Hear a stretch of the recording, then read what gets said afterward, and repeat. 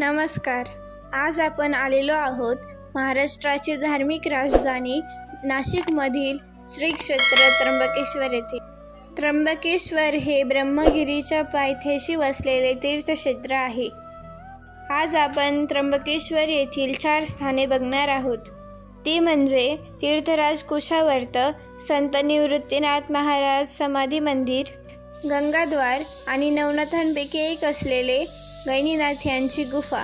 चला तर मग वळूया आपल्या पहिल्या स्थानाकडे, जे आहे तीर्थराज कुशावर्त. त्र्यंबकेश्वर ज्योतिर्लिंगाच्या अर्ध्या किलोमीटरच्या अंतरावर असलेले आणि पौराणिक महत्त्व असलेले असे हे कुशावर्त कुंड आहे. हे कुशावर्त कुंड नाशिकपासून 30 किलोमीटरच्या अंतरावर आहे. गोदावरी नदी ब्रह्मगिरी पर्वतापासून लुप्त झाल्यानंतर इथे प्रकट होते अशी धारणा आहे. कुशावर्तात स्नान करून शिवभक्त त्र्यंबकेश्वराचे दर्शन घेतात. या ठिकाणी गौतम ऋषींनी प्राचीन काली कुशाने गोदावरीला अडवले होते व तीर्थात स्नान केले होते, म्हणून या ठिकाणाला कुशावर्त असे म्हणतात. कुशावर्त कुंड हे 21 फूट खोल आहे. आत उतरण्यासाठी 4ही बाजूंनी दगडी पायऱ्या आहेत. या कुंडात खाली जिवंत पाण्याचे झरे आहेत. अमृत मंथनाच्या वेळेस अमृताचे काही थेंब नाशिक येथील गोदावरी नदीमधील रामकुंड व त्र्यंबकेश्वर येथील आपण बघत असलेल्या कुशावर्त येथे पडले. म्हणून दर 1 तपानंतर म्हणजेच 12 वर्षांनंतर इथे सिंहस्थ महाकुंभ मेळा होत असतो. तो आपण पुढील 2 वर्षात म्हणजेच 2026-27 मध्ये अनुभवणार आहोत. या कुशावर्त या ठिकाणी धार्मिक विधी केले जातात. नारायण, नागबळी, त्रिपिंडी, काळ सर्पशांती व अशा अनेक प्रकारच्या शांती येथे करून भाविक पीडामुक्त होतात. फक्त महाराष्ट्रातीलच नव्हे तर इतर राज्यातील, देशविदेशातील लोक इथे धार्मिक विधींसाठी व दर्शनासाठी येतात. हे विधी फक्त इथेच होतात. आता आपण चाललेलो आहोत इथले मुख्य दर्शन घेण्यासाठी, म्हणजेच श्री शेष नारायण मंदिर बघण्यासाठी. हे संपूर्ण काळा पाषाणाने बांधलेले अतिशय सुंदर हेमाडपंथी वास्तुशैलीतील बांधकाम आहे.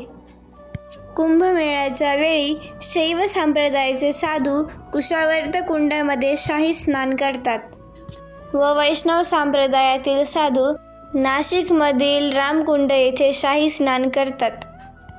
कुशावर्त कुंडात स्नान केल्यास किंवा हातपाय धुतल्यास सर्व पापांचा नाश होतो असे मानले जाते. दर श्रावण सोमवारी त्र्यंबकेश्वरील लक्षावधी भाविक इथे हजेरी लावत असतात. चला तर मग आता इथे शांततेने दर्शन घेऊया.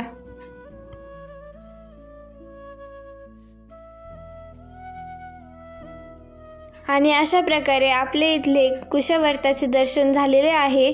आणि आता आपण चाललेलो आहोत इथल्या दुसऱ्या स्थानात, म्हणजे संतश्रेष्ठ श्री निवृत्तीनाथ महाराजांच्या समाधी मंदिराकडे. संत निवृत्तीनाथ हे संत ज्ञानेश्वरांचे मोठे बंधू होते. निवृत्तीनाथांचे जन्मवर्ष इसवी सन 1273 असे सांगितले जाते. ज्ञानेश्वर, सोपानदेव, मुक्ताई, निवृत्तीनाथ ह्या 4 भावंडांमध्ये निवृत्तीनाथ हे थोरले होते. संत निवृत्तीनाथ हे संत ज्ञानेश्वरांचे गुरु होते. निवृत्तीनाथांनी ज्ञानेश्वरांना संस्कृतमध्ये असणारी गीता सामान्य लोकांना उमजेल अशा शब्दात लिहिण्याचा आदेश दिला. त्याप्रमाणे ज्ञानेश्वरांनी भावार्थ दीपिका अर्थात ज्ञानेश्वरी लिहून काढली. ज्ञानेश्वरांनी संत मंडळीसह केलेल्या अनेक तीर्थांच्या यात्रेतही निवृत्तीनाथ त्यांच्यासोबत होतेच. निवृत्तीदेवी, निवृत्तीसार आणि उत्तर गीताटिका असे 3 ग्रंथही निवृत्तीनाथांनी लिहिल्याचे म्हटले जाते. तथापि ते अनुपलब्ध आहेत.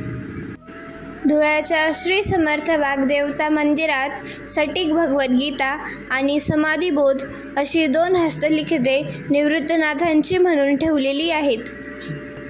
ज्ञानेश्वर आणि सोपानदेव समाधीस्थ झाल्यानंतर मुक्ताई अन्नपाणी सकळ त्यागून परलोकवासी झाल्या व पुढे लवकरच निवृत्तीनाथांनीही त्र्यंबकेश्वरी देह ठेविला.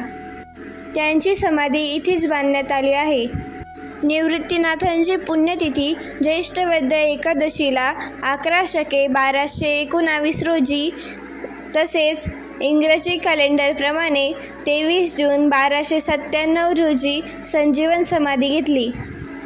संत निवृत्तीनाथांनी ज्येष्ठ वद्य द्वादशीस त्र्यंबकेश्वर येथे संजीवन समाधी घेतल्याचे वर्णन संत नामदेव महाराज यांच्या अभंगात आल्यानंतर ही बाब प्रकाशझोतात आली. नंतरच्या काळात संत निवृत्तीनाथ महाराजांनी त्र्यंबकेश्वर येथे समाधी घेतली हे जरी सर्वांना माहीत होतं, तरीही संत निवृत्तीनाथ महाराजांची समाधी एवढ्या घनदाट जंगलात नक्की कुठे आहे हे कुणालाच माहीत नव्हतं.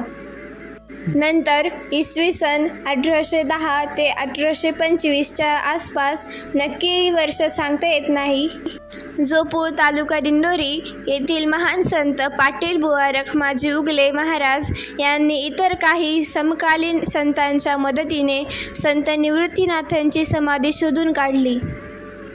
त्यामुळे संत पाटील बाबा जोपूरकर यांना संत निवृत्तीनाथ महाराज समाधी शोधक म्हणून गौरविले जाते. मंदिराच्या गाभाऱ्यात पुरेसा प्रकाश नसल्यामुळे आपल्याला ही समाधी नीट कॅमेऱ्यात कैद करता आली नाही. आणि हे आहे मंदिराच्या आतील दृश्य. आज एकादशी असल्यामुळे मंदिराच्या बाहेर व आत भरपूर गर्दी बघायला मिळते.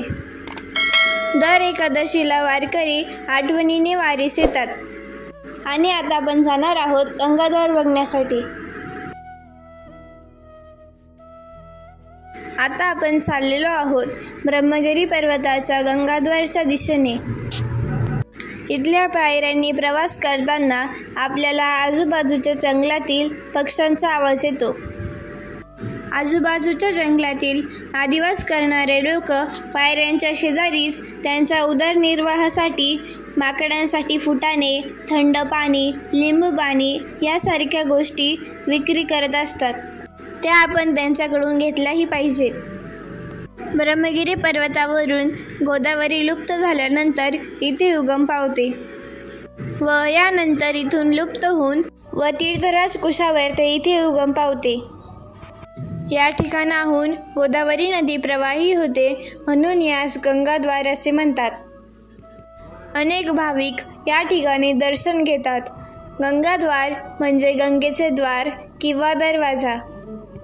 गोदावरी नदी ही दक्षिण भारत प्रांतातील सर्वात मोठी नदी असल्याने तिला भारताची दक्षिण गंगा म्हणतात आणि तिचे पर्वतातून बाहेर पडण्याचे द्वार हेच गंगाद्वार आहे.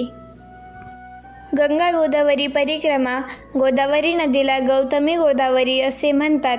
उगमस्थान त्र्यंबकेश्वरपासून दक्षिण तटाने अंतर्वेदी आंध्र प्रदेश सागर संगमपर्यंत आणि नरसापूरपासून उत्तर तटाने त्र्यंबकेश्वरपर्यंत अशी 3600 किलोमीटर गोदावरी परिक्रमा केली जाते.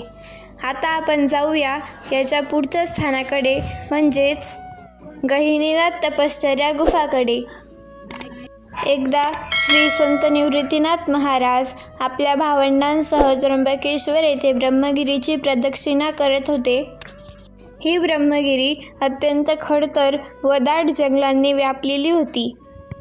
त्यातून अवघड वाट काढत सर्व भावंडांचा प्रवास चालू होता. तेवढ्यात ह्या जंगलात त्यांना एक वाघ दिसला. वाघाला पाहून सर्वजण घाबरले व वाट दिसेल तिकडे सैरवैर पळू लागले. त्यावेळी निवृत्तीनाथांना इथे एक गुफा दिसली. वाघाला घाबरून ते या गुहेत शिरले. या गुहेत त्यांना एक तेजपुंज योगी साधना करताना दिसले. ते योगी म्हणजेच साक्षात करभंजन नारायणाचे अवतार श्री चैतन्य गहिनीनाथ होते. त्यांना पाहिल्यावर निवृत्तीनाथांचे सर्व भय निघून गेले. याच ब्रह्मगिरीच्या गुहेत श्री गहिनीनाथांनी निवृत्तीनाथांना अनुग्रह दिला व पुढे निवृत्तीनाथांनी ज्ञानेश्वर महाराजांना अनुग्रह दिला. अशा रीतीने नाथ संप्रदायातून वारकरी संप्रदायाचा उगम झाला. संपूर्ण व्हिडिओ बघितल्याबद्दल तुमचे मनपूर्वक धन्यवाद. व्हिडिओ आवडल्यास लाईक, शेअर आणि चॅनलला सबस्क्राईब करायला विसरू नका. नमस्कार.